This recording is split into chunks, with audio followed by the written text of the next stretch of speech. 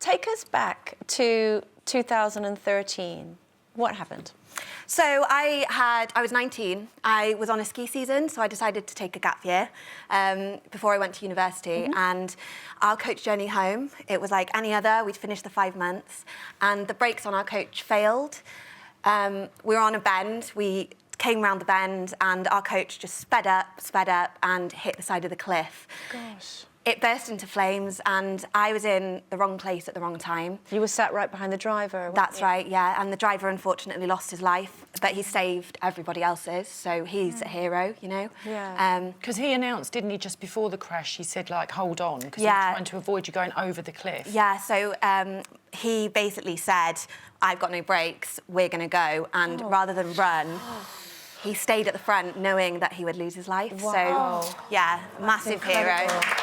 Now, before we say anything else, Catrin, I just really... You actually say that talking about this helps you. That's right, yeah? Yeah, I think people deal with things in different ways. Yeah. I personally have found that every time I talk about it, it makes me feel better. And, you know, I now am a motivational speaker, and I speak at events and at schools. And every single time I give a talk, it makes me feel good. And it makes me feel good as well that I know I'm inspiring other people. Which, it's really great.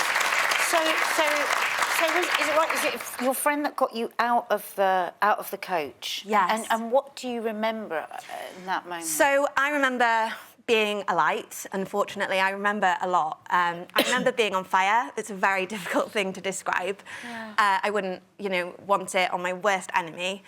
I also remember being put out. My friend actually broke a couple of my ribs in the process, but, you know, he's been forgiven for that now. But yeah, I remember that. And then I remember being on the side of the road, looking at my arm and seeing that I was multicoloured and, you know, skin wasn't where it should have been. And that was when I actually knew that something had happened. But I think in the moment, you don't really know quite how, you know, vast that injury is. Do you actually feel pain at that point, or...? I remember, yeah, it's hard. Like, it felt like stinging, but numbness at the same time, which... It's a very difficult thing to describe, and I think the shock did take over. So that moment in itself is incredibly intense and horrifying. But moving forward to, you know, you're back home. Obviously, your parents are caring for you. You'd been put you're in a coma. What happens in terms of the recovery time? Because not only have your family sort of looked after you through this time, and your lovely mum's in the audience as well today, they've given part of their skin to help you with your recovery process. Yeah, I think trauma, it's not just the victim that you know, deals with it. It's the whole family. Yeah. You know, I had a younger sister who was 16 at the time, and it was really hard for her as well. My mum and my brother, basically, it was life or death. And my mum always said it wasn't a decision she had to make, it was just a thing she had to do. Yeah. And so they gave all the skin. They weren't allowed to see me for 6 weeks, and it was at a period when they didn't even know if I'd live. Burns, there's a possibility of infection, so because they gave me their skin, they had open wounds. So It's been so hard, can you imagine? Especially for my mum. Like, my brother gave me skin as well, but as a mother, like, I'm not a mother, but as mothers know, like, you don't want to be away from your child when they're going through something. So it was really hard. That's been a lot of our talk this morning, actually. Went backstage, we've been talking about, as mums, just, it's unimaginable what it must have been like for you, and because you were months in a coma, weren't you? I was 3 months in a coma, and then a further 5 months on a specialist unit, and I wouldn't have been able to do it without my family beside me, and they were there every single day. Now, one of the reasons that you've been so wonderful coming on here, and as you said, you enjoy talking about it, you enjoy inspiring people.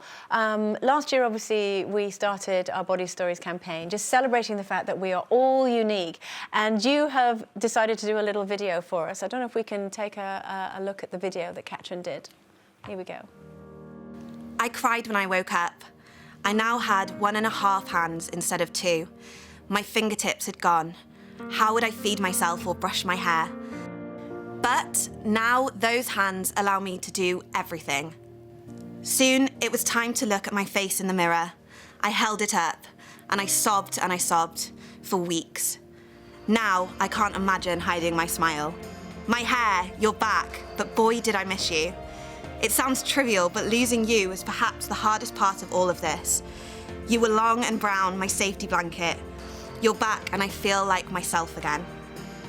My leg, we had to borrow some skin from my brother. At least now you're always with me, Robert. And I've got a bit of my mum on my arm too. Before, I thought I knew what it was to be beautiful, and scars did not fit into that. But I am beautiful. I see my scars every day. They're normal to me.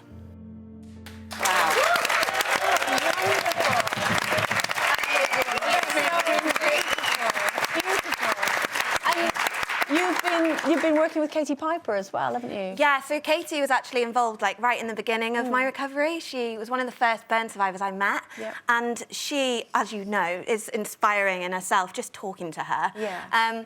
And for me, personally, that's the reason why I wanted to get out there and, you know, bear my own scars when I was ready. Yeah. Because I know how much of a difference it made meeting her and seeing that a difference, like looking different, no matter if it's a scar or, you know, a blemish or a birthmark. Yeah. It shouldn't stop you from wanting to, being able to do everything you want to. Yeah. And Katie was the first person that sort of showed me that. And, you know, I still talk to her every day. I count Katie as a friend now. So it's nice to see that she did that for me and I'm now starting to be able to do that for others.